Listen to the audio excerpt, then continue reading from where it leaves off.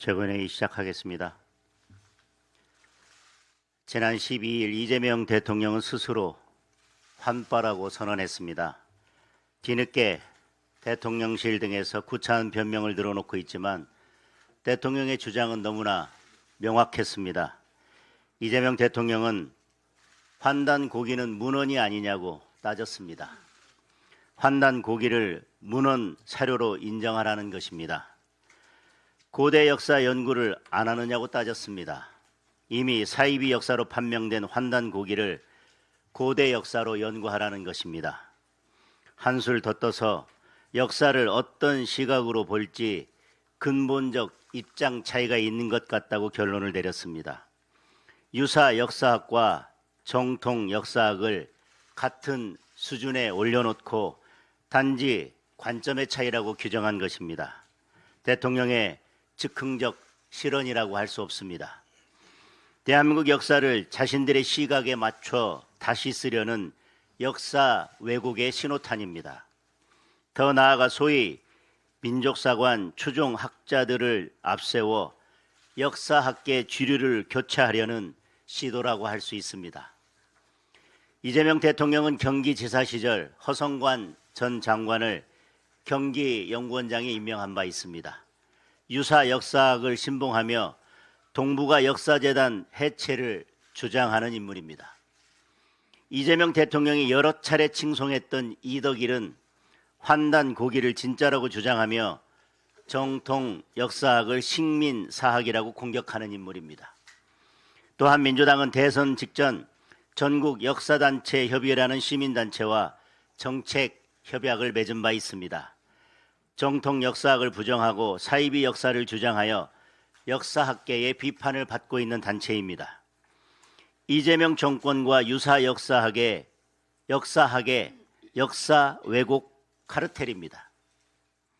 중국의 동북 공정 못지않은 이재명식 역사 공정입니다.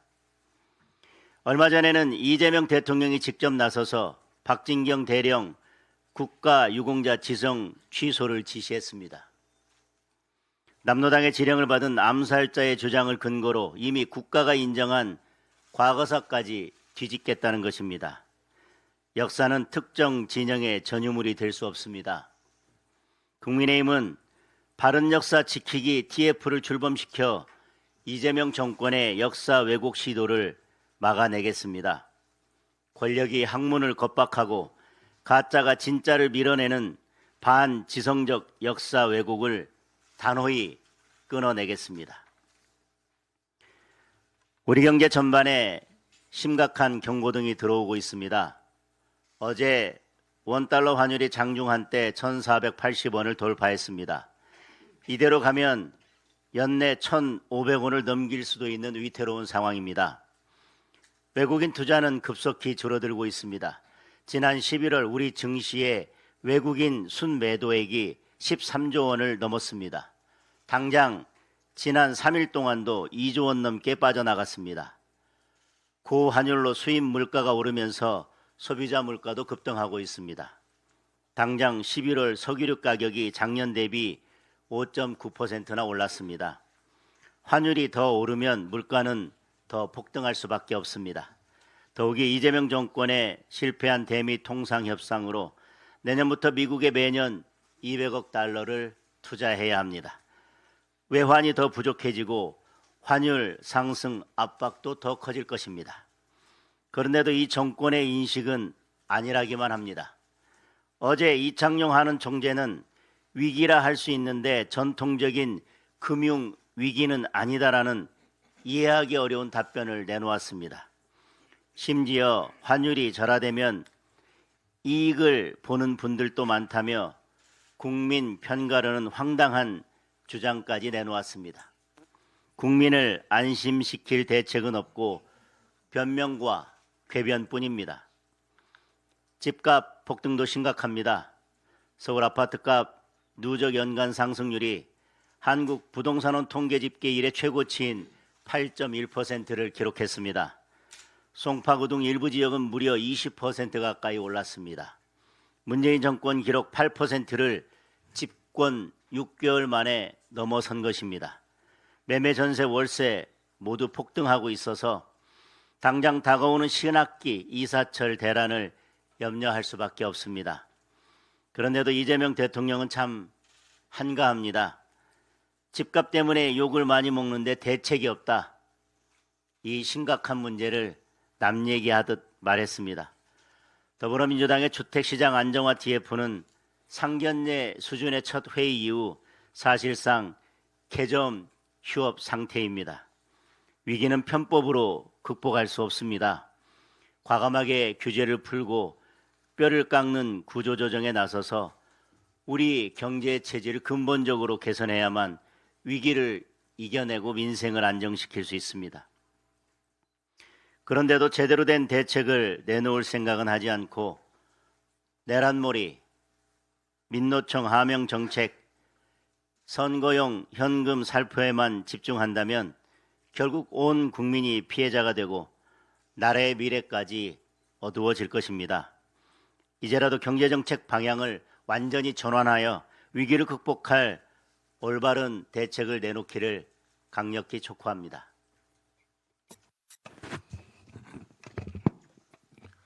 어제 천하람 개혁신당 원내대표와 만나서 양당이 함께 힘을 모아 통일교 특검을 추진하기로 했습니다. 이재명 정권 핵심 인사들의 통일교와의 유착 의혹에 대해서는 독립성과 강제 수사권을 가진 특검을 도입해야 해서 통일교 게이트의 실체를 명명백백하게 규명해야 한다는데 양당이 인식을 같이 하고 전체적인 특검 구성의 틀과 내용에 대해서 대체로 일치된 교감을 나누었습니다.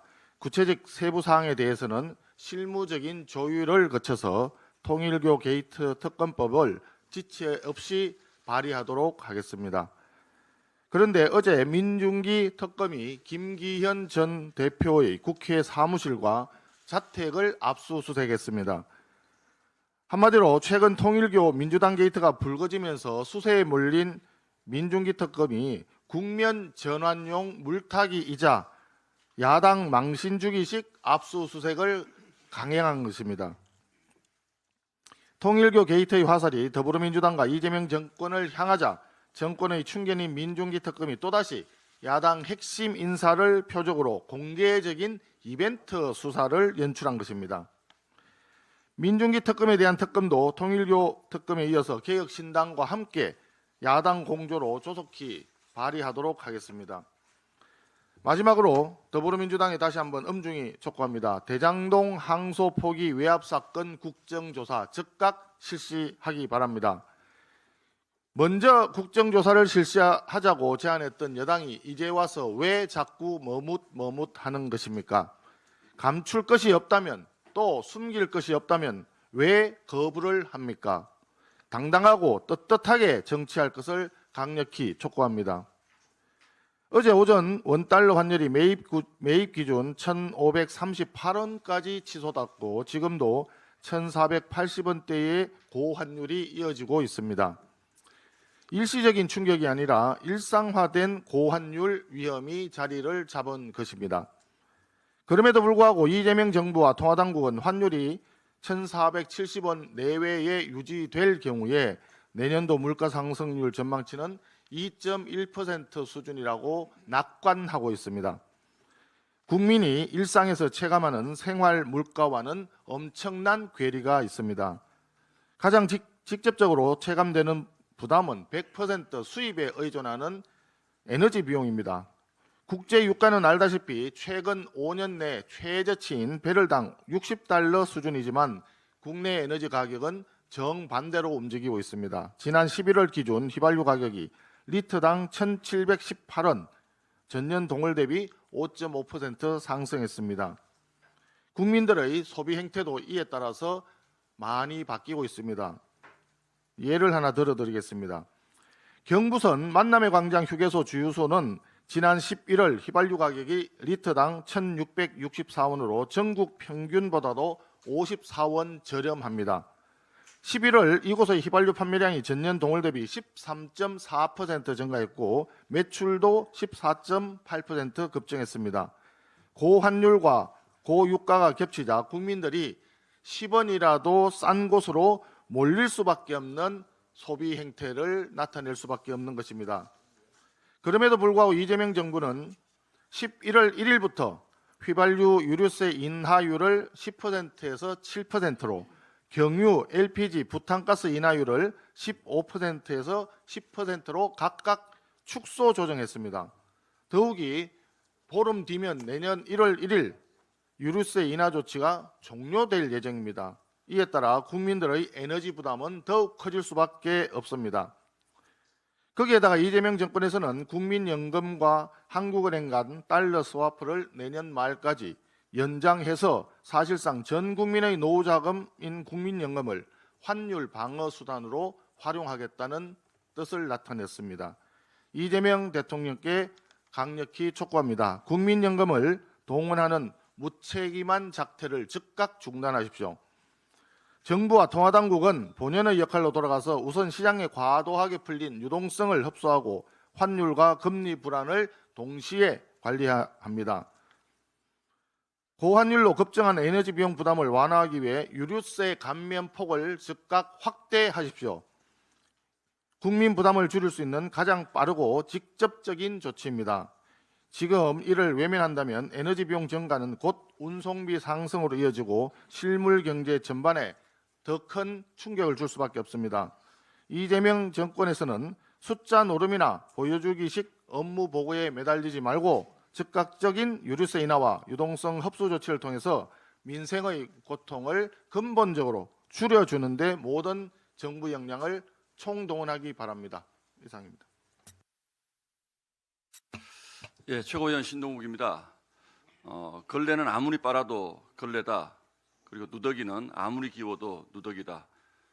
즉 포장지를 아무리 바꿔도 본질이 바뀌지 않는다는 뜻입니다. 민주당이 이른바 내란 전담 재판부 논란과 관련해서 이런저런 보완책을 마련했으니까 위헌 소지를 줄였으니까 이 내란 전담 재판부 해도 괜찮지 않느냐라고 지금 본인들이 마치 한 발짝 물러나서 우리에게 양보한 것처럼 얘기합니다. 용산 대통령실의 반응도 참으로 반헌법적입니다. 위헌 소지를 대폭 줄였으니까 이 법이 괜찮다 이렇게 표현을 합니다. 그러나 국민 여러분들 다 알고 계시지 않습니까? 이 내란 전담 재판부를 만들겠다는 본질은 1년 동안 특검이다 뭐다 해서 어마어마한 수사력을 동원해서 수사해 봤더니 별게 없더라. 너무 허망한 결론이 났습니다. 그러니까 이제 재판부라도 본인들 편으로 만들어서 끝내는 본인들이 원하는 결과를 이끌어내겠다. 그러니까 정적을 완전히 제거하고 장기 집권과 독재로 가는 길을 열겠다. 이 나쁜 의도가 숨겨져 있는 법입니다. 법이라고 하는 것은 대단히 냉정한 것입니다. 인간의 나쁜 마음이 그 냉정한 법 속으로 들어갔을 때 그 법은 사람을 살리는 법이 아니고 사람을 죽이는 살인기계가 된다는 것을 우리는 누구나 다 잘 알고 있습니다. 그러나 지금 민주당은 법을 사람을 살리는 법이 아니라 사람을 죽이는, 그것도 자신들만의 판단에 따라서 자신들이 원하는 정적만 골라 죽이는 법을 아무런 양심의 거리낌도 없이 밀어붙이고 있습니다. 자, 내란 특검이 뭐라고 얘기했습니까? 조희대 대법원장 그리고 지기현 판사 내란과 관련이 있다라는 아무런 증거도 발견하지 못했다 이렇게 얘기합니다. 그러면 한번 돌아가 보십시다. 민주당이 이 나쁜 악법들, 내란 특별재판부, 법 왜곡죄, 대법관 증언 이런 법안들을 밀어붙인 이유가 결국은 조희대 대법원장과 한덕수 전 총리가 만나서 내란을 모의했다 여기에서부터 출발하는 것 아니겠습니까? 이제는 그런 전제가 다 깨졌습니다. 그러니까 1년 동안의 내란몰이도 그 전제가 다 깨진 것입니다. 그러면 지금 이 순간에 해야 할 것은 민주당과 이재명 대통령이 저희 당에 대해서 사과하고 그동안 잘못한 것에 대해서 잘못을 더 이상 중첩시키지 않는 것, 그것이 국민들에 대한 예우입니다. 더구나 이 내란 전담 재판부는 우리 국민의힘만 반대하는 것이 아니고 민주당 성향의 민변이라든지 대부분의 모든 법률가들이 다 위헌이라고 얘기합니다. 그런데 거기에서 2심부터 적용을 하면 위헌이 아닙니까? 법관 추천권을 일부 완화하면 위헌이 아닙니까? 결국은 위헌입니다. 위헌인 법을 만들어서 국가를 어떤 혼란 속으로 또 끌고 가려고 그러는지 정말로 이해하기 어렵습니다. 민주당은 지금이라도 이런 반헌법적이고 반민주적인 반국민적인 법안 몰아붙이는 거 당장 그만두시기 바랍니다.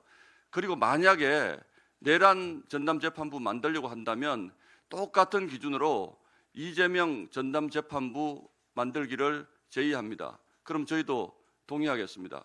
이재명 대통령의 중단된 5개 재판을 저희가 추천하는 판사들이 판단할 수 있게 이재명 전담재판부를 만들어서 그 재판 또한 속개합시다. 그리고 마지막으로 이재명 대통령께 묻겠습니다. 동해 심해가스전 개발과 관련해서 최산성도 계산 안 해보고 돈을 투자하려고 했느냐라며 매우 강하게 석유공사를 질책했다고 합니다. 똑같은 말로 한번 물어보겠습니다. 그럼 대장동은 어떻습니까? 최산성을 그렇게 잘 계산해보고 수천억 원을 범죄 조직에 그대로 넘겨주는 결정을 했다는 것인지 이재명 대통령께 다시 한번 묻습니다. 이상입니다.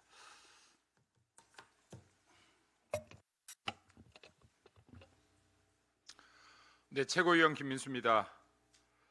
과학정보통신부는 오는 23일부터 휴대폰을 개통하는 국민의 안면 인식 인증 도입을 예고했습니다. 이재명과 민주당, 국민의 얼굴 정보까지 관리할 생각입니까? 국내 통신사의 개인정보까지 해킹되고 있는 것이 대한민국 현실입니다. 국민 정보에 대한 안전대책 없이 이를 시행해서는 결코 안 될 것입니다. 안면 정보는 비밀번호가 아닙니다. 한번 유출되면 평생 바꿀 수 없는 고유 정보입니다. 안면 인식 정보 어디에 저장되는 것입니까? 누가 관리하고 접근하는 것입니까? 언제 삭제할 수 있고 만약 유출된다면 그 책임은 누구에게 있습니까? 지금처럼 개인정보 유출 사고가 반복되는 환경에서 안면 인식 의무화는 국민에게 돌이킬 수 없는 위험을 떠넘기는 정책입니다. 이재명과 민주당은 중국식 안면 인식 의무화를 즉각 철회하기 바랍니다. 국민 여러분의 얼굴 정보, 국민 여러분이 함께 지켜주셔야 합니다. 국민 얼굴 정보를 강제 도입하려는 이재명 정권 강력하게 규탄합시다. 다음으로 전담재판부에 대해 짧게 이야기하겠습니다. 내란 몰이가 그야말로 몰이에 불과했음이 드러나고 있습니다.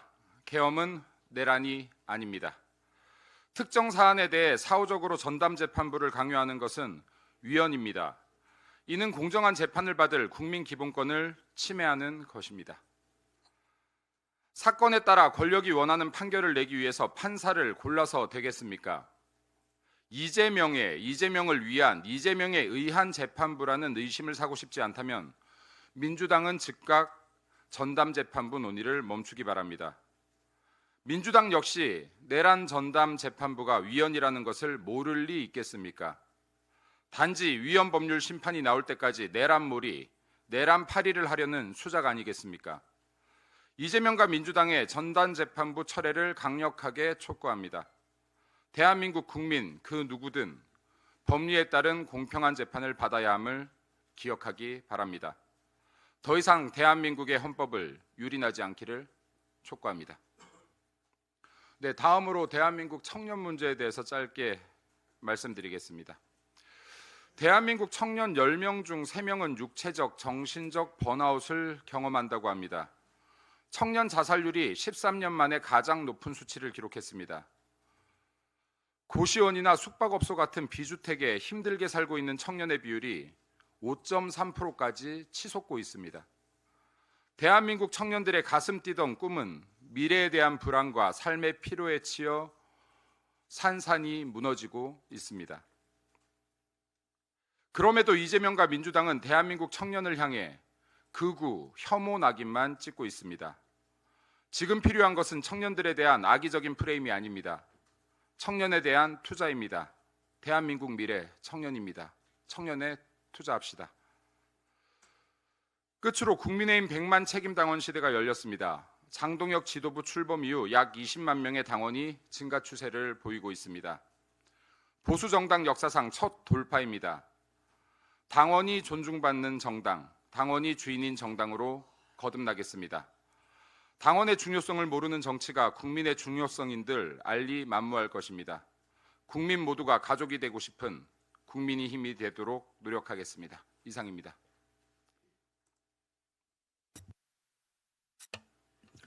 네, 이재명 대통령의 잡돌이 쇼에 대해서 한 말씀 드리겠습니다. 이재명 대통령의 생방송 업무보고회, 이른바 공공기관장 잡돌이 쇼가 한창입니다. 원래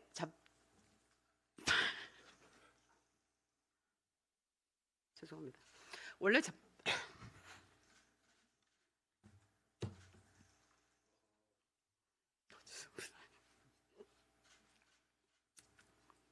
대변인장 왜 웃어가지고 지금.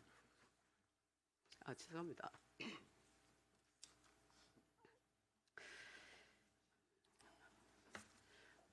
원래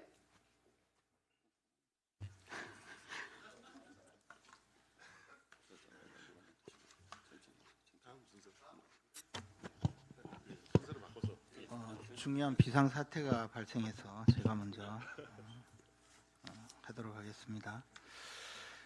지금 통일교 관련해서 국내외에 많은 의혹이 제기되고 있습니다. 단순히 이것이 통일교가 자신들의 영향력을 확대하기 위해서 정치권에 여러 가지 상호작용 내지 정치권에 와서 자신들의 의견을 제시하는 그런 수준부터 시작해서 금품을 제공하고 현금과 불가리 시계, 까르띠에 시계까지 제공했다. 뭐 또 온갖 지금 로비 의혹이 드러나고 있습니다.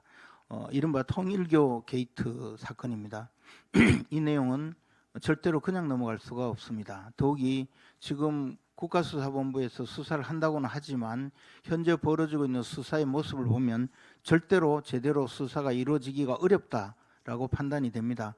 전재수 전 해수부 장관에 대한 압수수색은 압수수색을 미리 예고라도 하듯이 또는 압수수색에 대비하라고 사전에 알려주듯이 그런 내용으로 진행이 되었습니다. 그러다 보니까 압수수색 현장에는 안에서 이미 서류를 파쇄하고 또 증거를 인멸하는 행위가 취재진들에게도 나타난 적이 있습니다. 이것은 어떤 형태로든 증거인멸죄에 해당됩니다. 그러면 증거인멸죄부터 수사를 하고 시작을 해야 됨에도 불구하고 국가수사본부에서는 어느 누구도 그런 문제의식을 느끼지 않는 것 같습니다. 즉시 전재수 의원을 증거인멸죄로 수사를 하시기 바랍니다.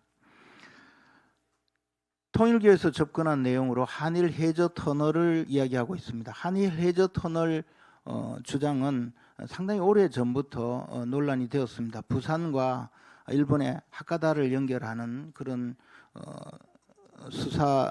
일본의 그 하카다 옆의 그 지역을 연결하는 그런 계획으로 진행이 되어 왔는데 이 한일 해저 터널을 성사시키기 위한 통일교 측의 어떤 집요한 로비는 가히 이 상상을 초월할 것입니다. 그것은 왜냐하면 초대 교주 문선명 총재의 오랜 수건이자 문선명 총재의 통일교의 이 본래의 그 존재 이유라고 할 정도였기 때문입니다.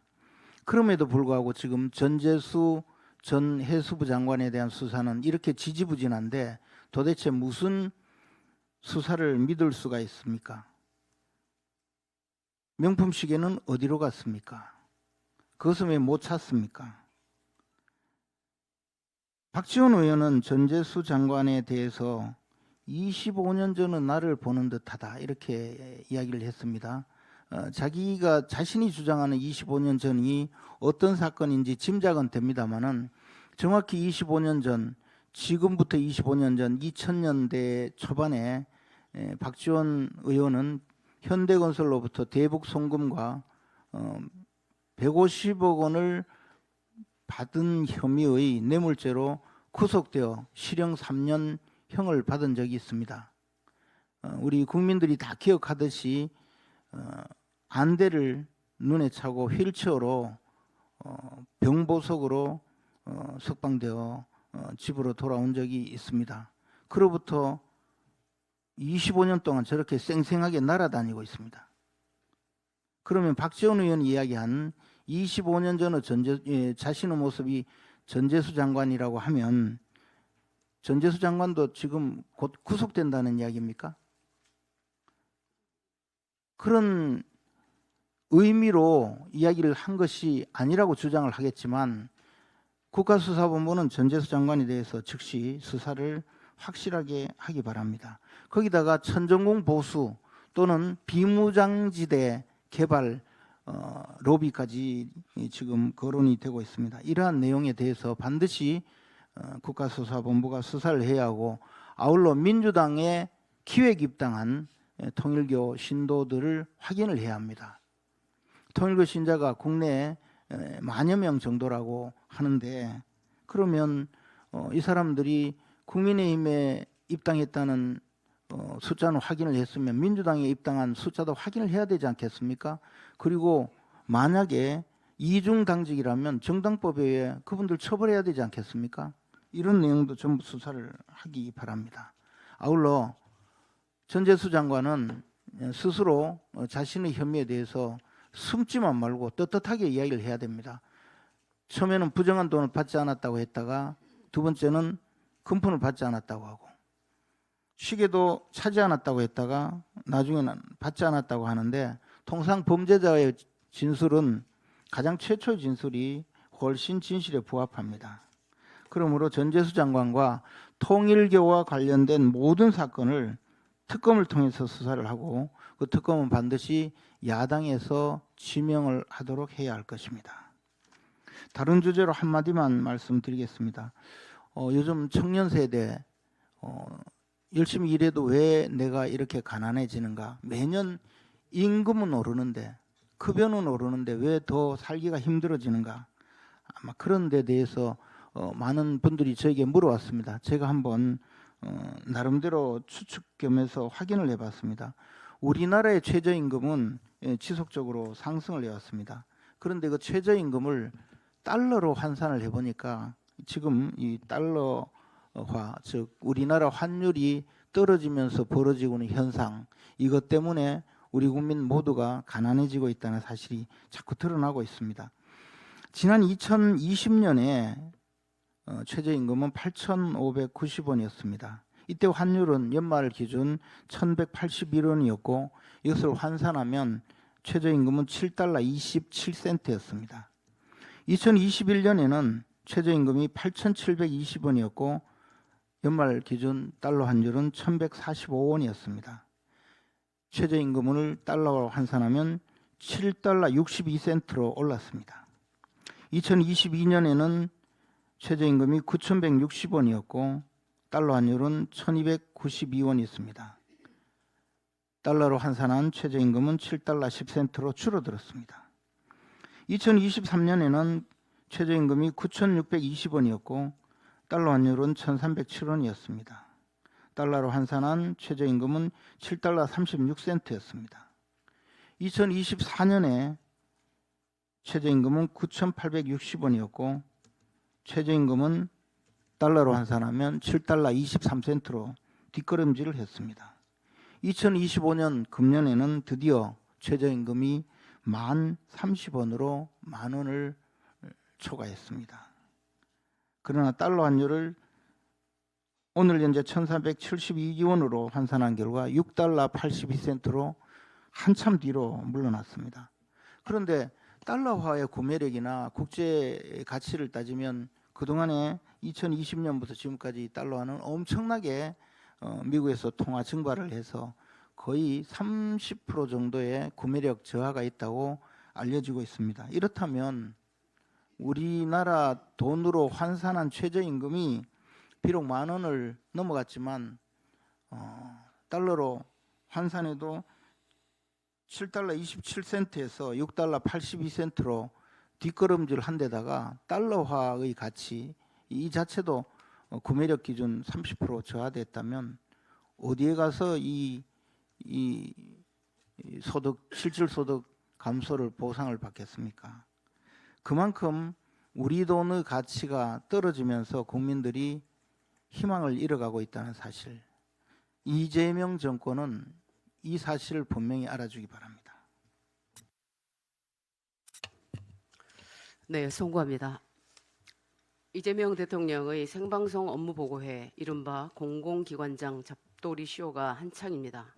원래 잡돌이란 말은 어미 꾸짖는 일을 뜻하지만 요즘에는 권력자의 갑질과 윗사람의 괴롭힘까지 그 뜻에 포함됩니다.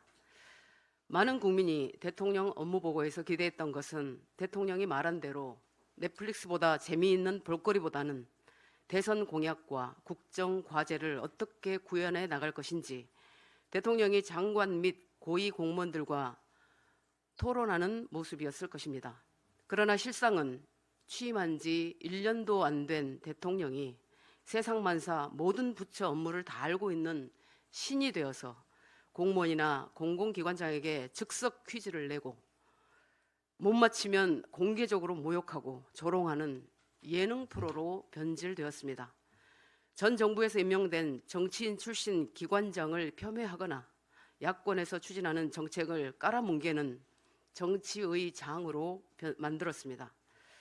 그나마 각 부처 업무의 핵심을 다루면 좋으련만 본인의 호기심이나 기호에 따라 사소한 것을 크게 키우고 중요한 사안을 별것 아니게 만드는 침소봉대, 봉대침소가 넘칩니다. 탈모제 건보 지원은 전자이고 서울시 도시개발은 후자의 예입니다. 사이비 역사관을 거론하다가 학계의 반발을 사기도 합니다. 대통령이 잘못 알고 있는 사실도 즉석 답변 중 틀린 것도 많습니다. 그러다 보니 업무보고 다음 날에 뉴스와 SNS에는 관련 논란과 팩트체크, 찬반 논쟁으로 시끌시끌합니다.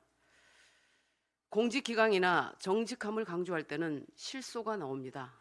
얼마 전 대통령실의 인사청탁, 현지 누나, 훈식이 형 사태도 쉬쉬 대충 넘어갔던 대통령의 그 말에 누가 가르침을 얻겠습니까? 특히 어제 인천공항공사 사장의 해명을 비난한 것은 자가당착입니다. 소신 있게 틀린 건 틀렸다고 말한 것을 공개 잡돌이한 것인데 소신을 지키고 당당하게 할 말하고 때로는 항명도 하라는 것이 윤석열 정부 시절 민주당의 공무원 지침 아니었습니까?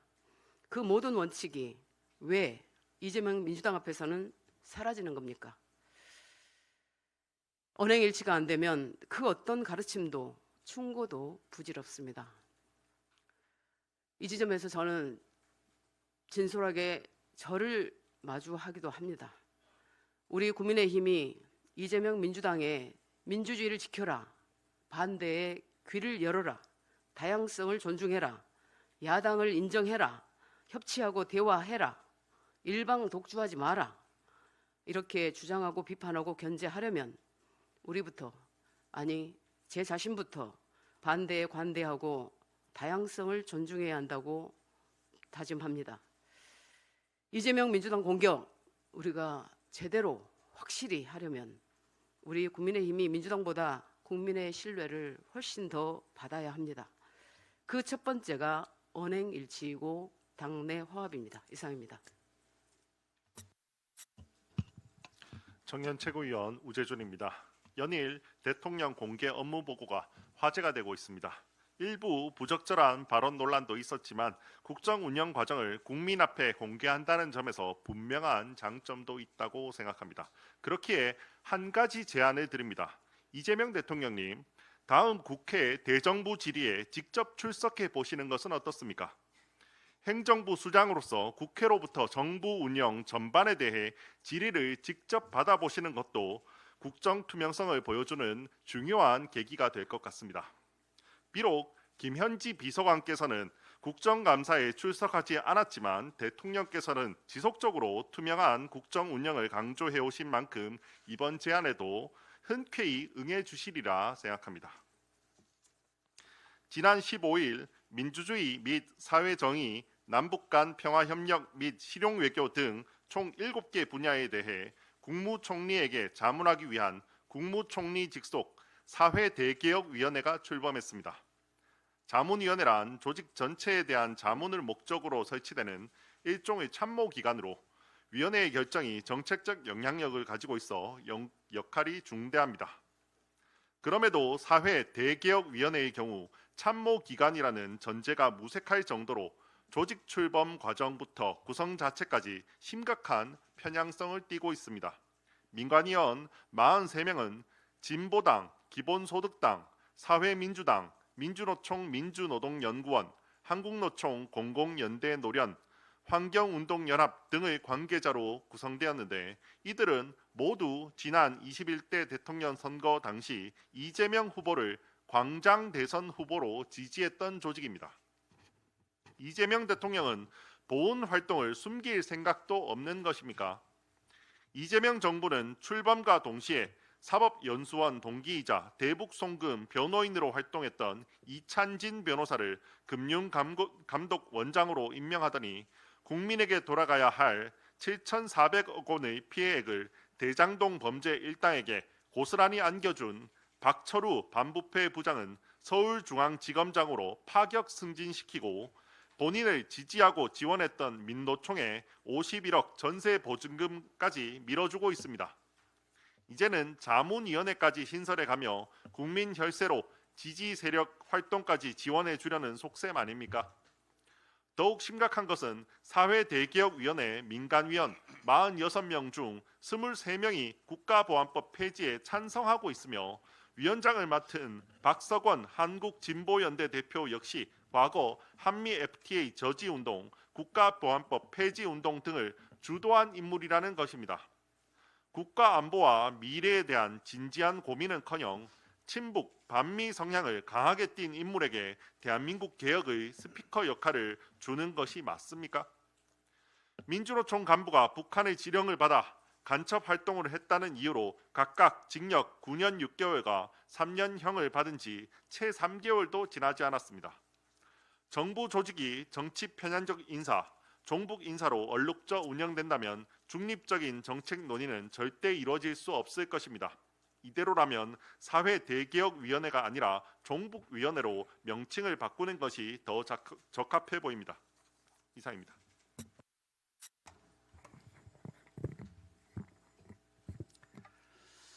어제 국토위 전체 회의에서 민주당 의원들이 이학재 인천공항공사 사장을 상대로 SNS 글을 내려라, 이재명 대통령에게 사과하라 라고 명령하듯이 독재 지하에서나 볼 수 있을 법한 그런 행태를 보였습니다. 그러나 우리 국민들께서는 정작 사과해야 할 사람은 이재명 대통령이라는 사실을 민주당은 인식하시기 바랍니다. 이재명 대통령의 임대중심 주택정책은 사회주의적 발상입니다. 이재명 대통령이 최근 국무회의에서 왜 임대주택을 자꾸 분양해서 팔아치우느냐, 말로는 임대인데 실제로는 분양인 가짜 임대 아니냐며 공공임대주택 정책을 강하게 질책했습니다. 이는 대통령의 주택정책 인식 자체에 심각한 문제가 있음을 여실히 보여주는 대목입니다. 공공주택은 기본적으로 공공분양과 공공임대로 나뉘고 공공임대 역시 영구임대, 국민임대, 5년임대, 10년임대 등 처음부터 그 대상과 목적이 다르게 설계된 제도입니다. 공공임대를 팔아치운다는 이 대통령의 표현도 틀렸습니다. 5년, 10년 임대주택은 애초부터 수요자들이 분양 전환을 전제로 선택한 주택입니다. 이를 두고 가짜 임대라고 말하는 것은 제도 자체를 이해하지 못한 무지몽매한 발언입니다. 결국 대통령 주장은 이제 아파트는 분양하지 말고 임대주택만 공급하자는 말로 들립니다. 그렇다면 앞으로 우리 국민들은 평생 임대아파트에 살아야 한다는 말과 다름없습니다.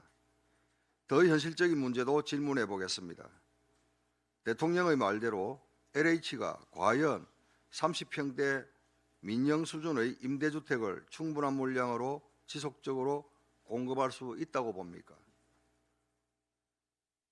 공공임대주택은 시장 대체제가 아니라 보완제, 즉 주거 취약계층을 위한 안전망입니다. 국민들을 평생 임대에 머물게 하는 제도가 아닙니다.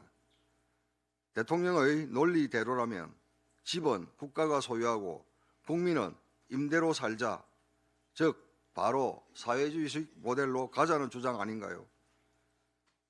이재명 대통령은 부동산 정책에 대한 잘못된 인식을 바꾸어야 합니다. 규제를 풀어 민간이 신바람나게 공급하도록 하고 실수요자가 자유롭게 내 집을 마련할 수 있는 시장 환경을 회복시키는 것이 중요합니다. 민간 공급이 늘어나면 집값은 자연스럽게 안정됩니다.